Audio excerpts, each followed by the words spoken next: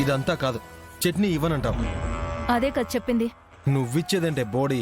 అమ్మా అమ్మా, నాకు చట్నీ కావాలి. కిచెన్ లో ఉంది, తెచ్చుకో. కర్మ, నీ సంగతి మళ్ళీ వచ్చి చెప్తానండి.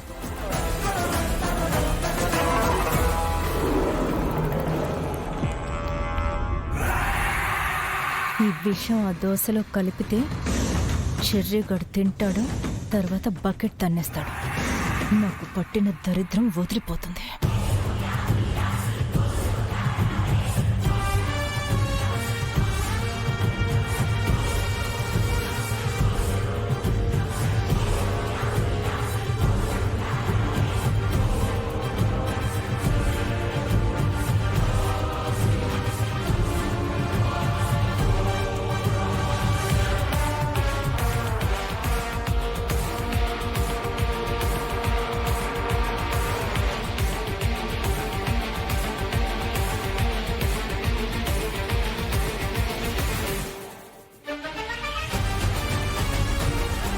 తిను తిను, త్వరగా తిను.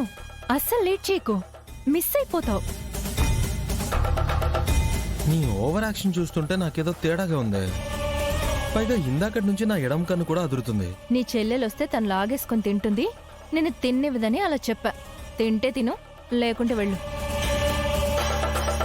ఆ,